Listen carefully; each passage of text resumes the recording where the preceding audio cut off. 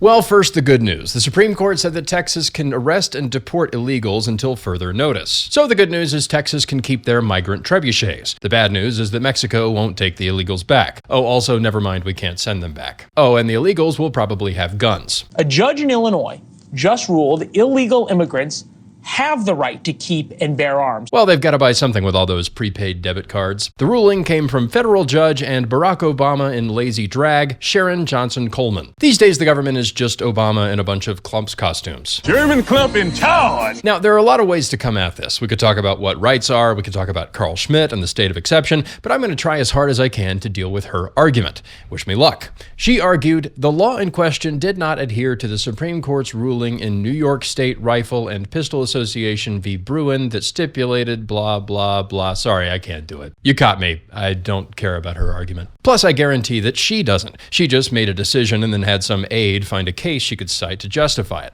like a college student Googling quotes to throw into an essay. In conclusion, fossil fuels will kill all the polar bears, and as someone once said, 77 years ago. It's all about word count. But of course, her argument is where a lot of right-wingers are spending their energy. They're shouting, but the founders clearly meant this, as if she cares. The problem is, people aren't logic machines. We don't just evaluate arguments on the merits. If we did, no one would watch CNN. And the hottest streaming service would be Mathflix. No, Mathflix doesn't work. How about HBO Math? Amazon Prime numbers. Paramount divided by. We'll pick one in post. Back to the point. The left doesn't believe what they do because they haven't had the founding principles properly explained to them yet. They believe what they do because they like it, and because it aligns them with power. Logic comes in later to justify it. When you're in power, you don't have to use arguments. You just use taglines and slogans. So why do we fight back with logic? It's because we don't understand the friend-enemy distinction. We tend to assume that our enemies are well-meaning folks who have a hard time wrapping their heads around this stuff, so our job is to explain and re-explain it to them until we see a cartoon light bulb above their head, along with a powdered wig and three-cornered hat, as if repeating information will change their fundamental desires and incentive structures.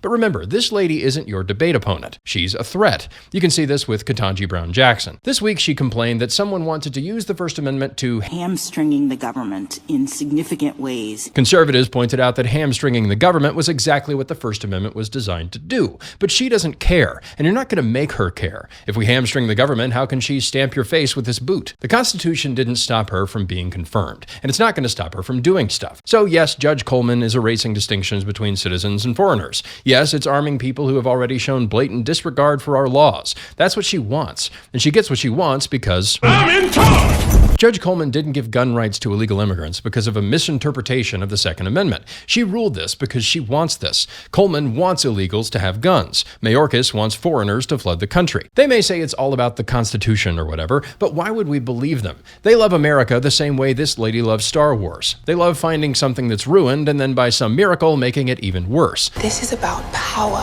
Illegals get to have guns because they're not a threat to the left's power. Normal people can have guns because they are. Many people are starting to catch on to this, including Elon Musk. It's not an inconsistency. It's anarcho-tyranny. It's their intended goal. You can read this Solzhenitsyn quote on your own time. And the way to fight back is not through PowerPoint presentations showing all the flaws in their arguments. The way to fight back is for us to know what we want. It doesn't happen at the level of logic, but at the level of will. It's a battle. And like in any battle, you have to know your enemy. Yeah, I'm in charge! I'm in charge!